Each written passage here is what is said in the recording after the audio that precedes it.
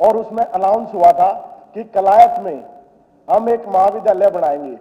हमारे agriculture minister जी भी वहां उपस्थित थे, आदरणीय राजनाथ सिंह भी उपस्थित थे और दादा रामविलास जी ने वो अनाउंसमेंट करी थी। और आज उसका मेरे को उत्तर मिला है नो सर। सर मेरी आपसे गुजारिश है, जो सरकार ने घोषणाएं कर दी 2017 में की थी वो अब तक लागू नहीं हुआ। अगर जो कोई कमी है तो सरकार बताए, जैसे जमीन उपलब्ध नहीं है तो मैं कोशिश करूंगा वहां पे जमीन उपलब्ध करा सकूं।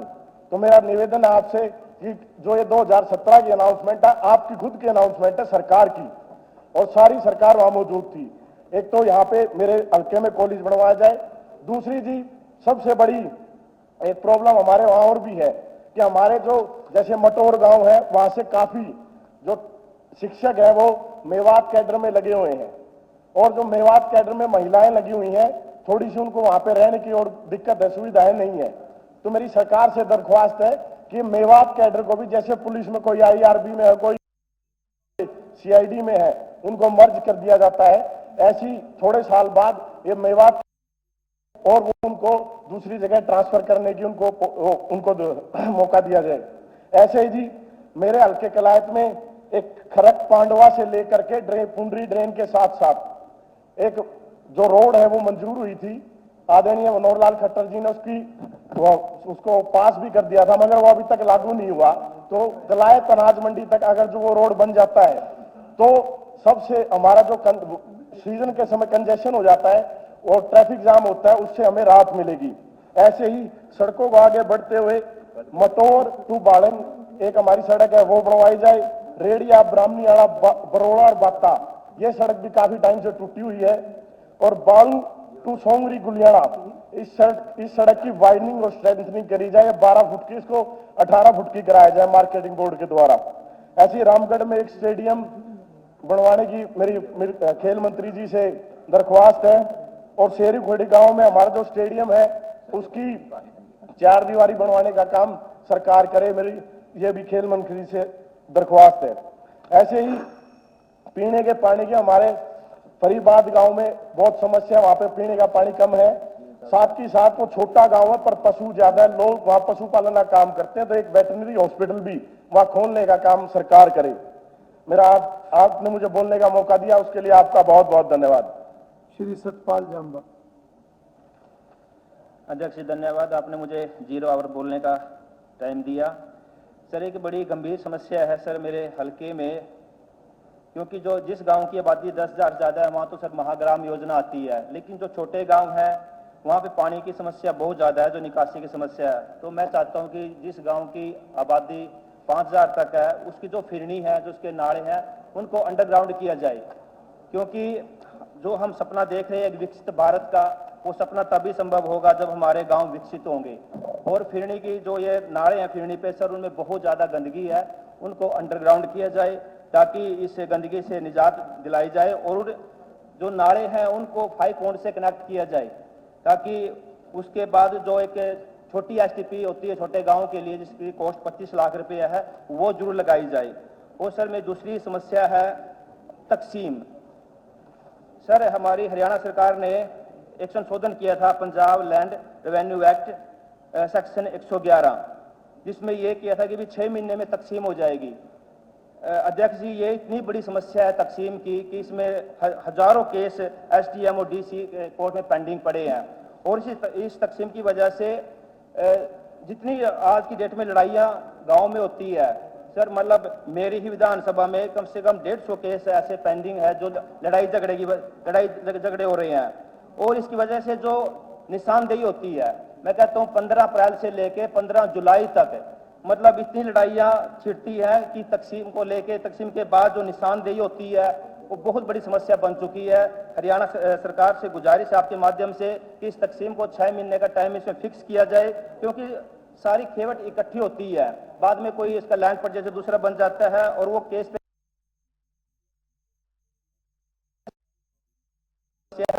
रैंप है, क्योंकि आज की जोन में रैंप बने हुए हैं वो एक लड़ाई का मुद्दा बना हुआ है और उनमें प्रॉपर जो समतल नहीं हो पाती है, जो उनमें डेवलपमेंट नहीं हो पाती है गलियों में, तो इस रैंप पे भी कोई ऐसी पॉलिसी लेके जाए, हरियाणा सरकार बनाए, ताकि छुटकारा पा जाए। बड़ी बड़ी चौड़ी चौड़ी गलियां हैं, लेकिन रैंप की वजह से वो गलियों में बिल्कुल चल नहीं सकते, और जब एक पड़ोसी रैंप बना लेता है तो दूसरा पड़ोसी फिर उसके सामने बना लेता है, और उसमें काफी सारे झगड़े बढ़े हुए हैं। तो इन झगड़ों को जरूर खत्म किया जाए और इन समस्याओं से निजात पाई जाए। बहुत बहुत धन्यवाद। Thank you very much sir.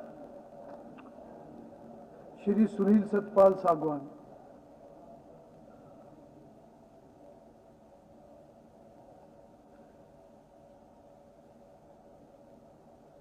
Shri Naresh cell wall. आपने मुझे बोलने का मौका दिया। आज बीजेपी की सरकार को बने हुए हरियाणा प्रदेश में लगभग 11 वर्ष हो चुके हैं और सरकार ने लोगों से, जनता से बड़े झूठे वादे किए, झूठे। हरियाणा प्रदेश की हकीकत कुछ और ही। हरियाणा में ना कहीं कानून व्यवस्था है, आज ना प्रदेश के अंदर हर रोज मर्डर, चैन स्नैचिंग, डकैती, फिरौती मांगी जा रही है। में बच्चे सेफ नहीं है, ना ही महिलाएं सुरक्षित है। हरियाणा प्रदेश में आज कानून में जो है पिछड़ता जा रहा है। और मैं समझता हूं सर, हरियाणा के अंदर मैं परिवहन की अगर बात करूं सर, सरकार ने जितनी रैलियां की, जितने फंक्शन किए, उसके सरकारी बसों का दुरुपयोग अपने राजनीतिक स्वार्थ के लिए किया गया। जनता जो है त्राही त्राही थी, किसी को कोर्ट में जाना था, बच्चों को कॉलेज स्कूल में जाना था, महिलाओं को जाना था, किसी को कोर्ट के तारीख पे जाना था। सर, बसों का, परिवहन का बहुत ज्यादा दुरुपयोग किया गया सर। अगर कृषि विभाग की मैं बात करूं सर, सरकार ने 24 फसलों पे एमएसपी देने की बात की, परंतु सर आज जो है केवल गेहूं के ऊपर जो है एमएसपी मिलती, धान पे, बाजरे पे या अन्य मूंग पे, तिलहन पे, किसी भी फसल के ऊपर किसानों को आज जो है एमएसपी नहीं मिलती सर। उनकी फसलें 300, 400 रुपए कम खरीदी जा रही है सर। आज किसान जो है बरसात की मार झेल रहा। मेरे हलके के अंदर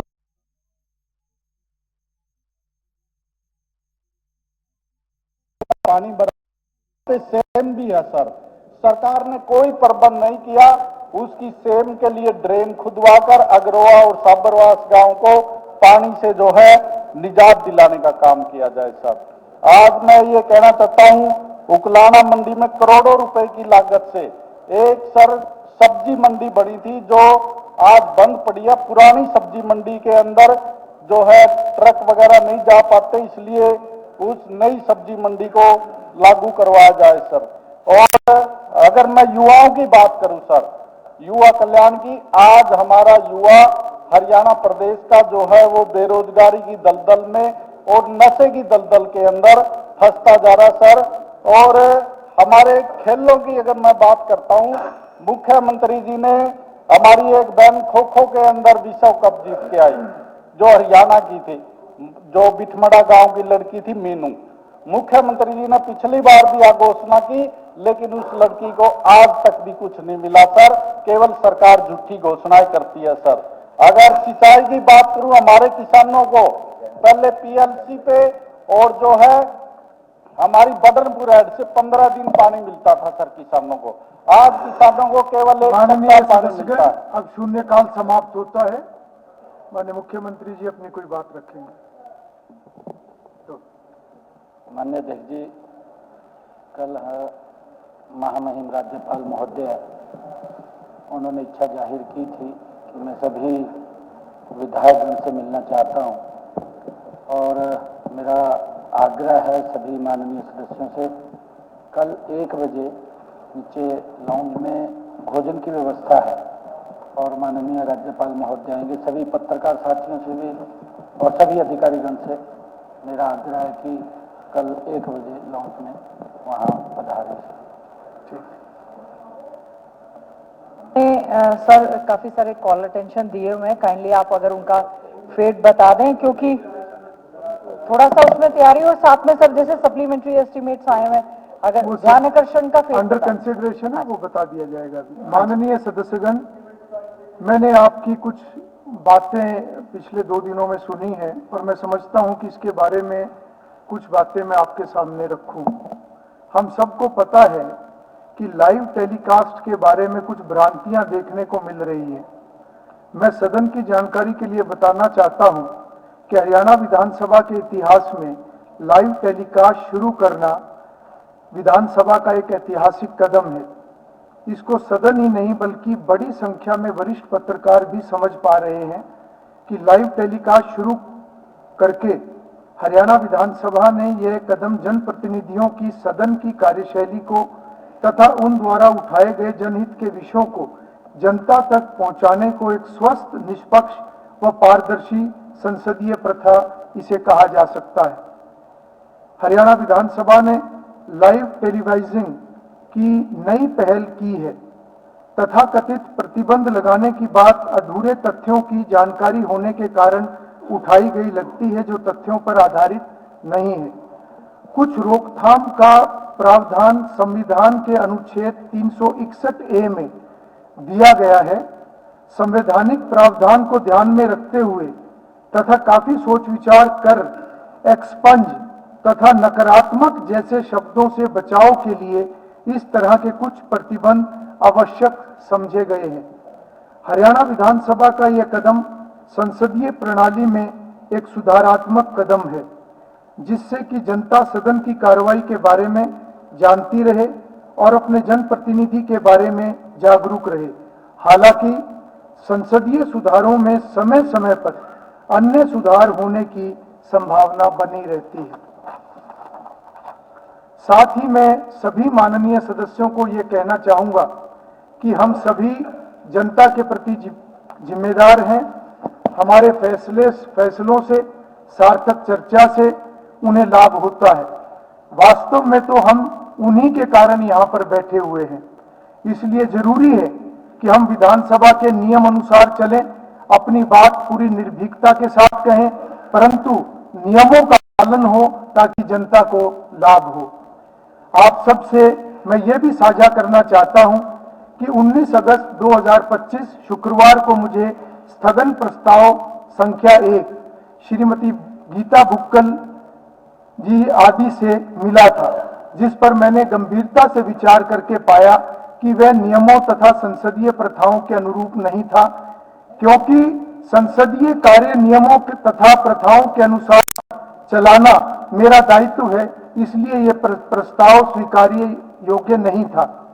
यह भी सही है कि मैं समय पर अपना फैसला सुनाता, परंतु उससे पहले लोकहित के विशेष समय प्रश्नकाल के शुरू होते ही कुछ सदस्य खड़े हो गए तथा बैठक में व्यवधान पैदा हुआ, जिसके चलते सदन को 2-3 बार स्थगित करना पड़ा। इस व्यवधान के कारण प्रश्नों के माध्यम से प्रदेश की जनता से जुड़े दर्जनों विषय बिना चर्चा के रह गए, परंतु जब इस दौरान मुझे अपनी बात कहने का अवसर भी नहीं मिल पाया तो सर्वदलीय बैठक बुलाकर हमने उस विषय पर चर्चा की। बैठक में सही स्थिति जब मैंने सभी सदस्यों के सामने रखी, तब सहमति बनने पर कांग्रेस के प्रतिनिधि ने अपनी बात रखी और यह तय हुआ कि अगर पहला प्रस्ताव अस्वीकार योग्य है तो दूसरा स्थगन प्रस्ताव लाया जाएगा। तब सदन की बैठक पुनः शुरू होने से पहले स्थगन प्रस्ताव के नोटिस को देने का आग्रह और उसके कारण बैठक को 2-3 बार और स्थगित करना पड़ा। तब दूसरा स्थगन प्रस्ताव श्रीमती गीता भुक्कल आदि द्वारा मुझे मिला, जिसको मैंने स्वीकार किया है और हरियाणा विधानसभा के प्रक्रिया तथा कार्य संचालन संबंधी नियमों के नियम 66, 70 और आदि के अधीन इस पर बहस करने के लिए कल 26 अगस्त 2025 तय की गई है। कल का जो बिजनेस है वो खत्म होने के बाद, जो बाकी का जो हमारा बिजनेस है उसके बाद, माननीय सदस्यगण, मुझे श्री अर्जुन चौटाला विधायक तथा श्री आदित्य देवीलाल विधायक से रोहतक, भिवानी तथा हिसार राज्य के कई जिलों में जल भराव की समस्या, जिसके कारण फसलों को नुकसान हुआ है, से संबंधित ध्यान आकर्षण सूचना संख्या 12 प्राप्त हुई है। मैंने यह सूचना आज के लिए स्वीकृत की है।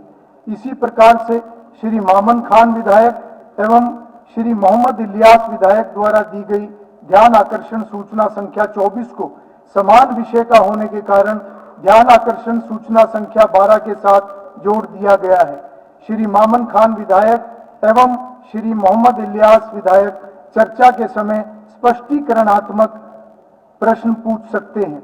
इसी प्रकार श्री आफ्ताब अहमद विधायक द्वारा दी गई ध्यान आकर्षण सूचना संख्या 29 को समान विषय का होने के कारण ध्यान आकर्षण सूचना संख्या 12 के साथ जोड़ दिया गया है।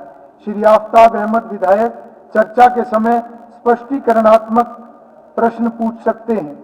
इसी प्रकार से श्री बलराम दांगी विधायक द्वारा दी गई ध्यान आकर्षण सूचना संख्या 34 को समान विकास का होने के कारण ध्यान आकर्षण सूचना संख्या 12 के साथ जोड़ दिया गया है। श्री बलराम दांगी विधायक भी चर्चा के समय स्पष्टीकरणात्मक प्रश्न पूछ सकते हैं। इसी प्रकार श्री बलवान सिंह दौलतपुरिया विधायक द्वारा भी ध्यान आकर्षण सूचना संख्या 38 को समान विषय का होने के कारण ध्यान आकर्षण सूचना संख्या 12 के साथ जोड़ दिया गया है। श्री बलवान सिंह दौलतपुरिया विधायक भी चर्चा के समय स्पष्टीकरणात्मक प्रश्न पूछ सकते हैं। अब श्री अर्जुन चौटाला विधायक अपनी सूचना पढ़ें। धन्यवाद अध्यक्ष महोदय। अध्यक्ष महोदय, हम इस महान सदन का ध्यान एक अति लोकहित विषय की ओर दिलाना चाहते हैं। रोहतक, भिवानी, हिसार सहित प्रदेश के कई जिलों के अंदर जल भराव की समस्या आई हुई है, जिसके कारण किसानों की फसलें बर्बाद हो गई हैं। कई जगह तो पशुओं को चारा का भी अभाव नहीं हो गया। पानी निकासी के लिए कोई भी सरकार अभी तक कदम नहीं उठाया। किसानों ने उनकी जगह कई अनेकों जगह प्रदर्शन भी किए। सरकार कानों पर जूं तक नहीं रेंगी। इस किसान विरोधी रवैये से सरकार के प्रति किसानों में भारी रोष है। इस मुद्दे पर सरकार इस सदन में अपना वक्तव्य देकर स्थिति को स्पष्ट करने का काम करे।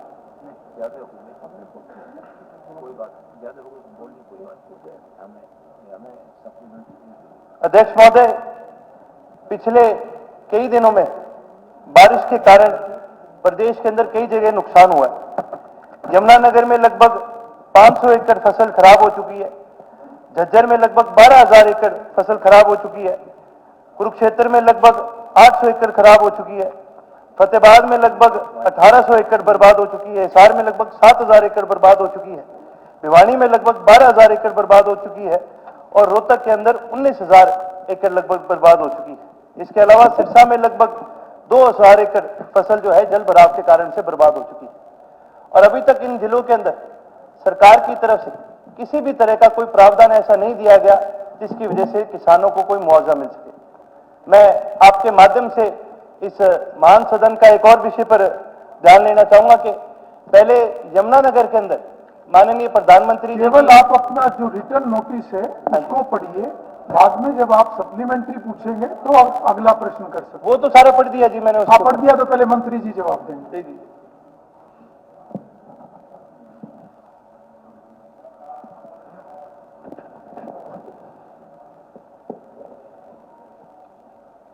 Honorable sir, इसके जो the river Yamuna forms part of the boundary between Haryana and Uttar Pradesh and river Ghaggar between Haryana and Punjab.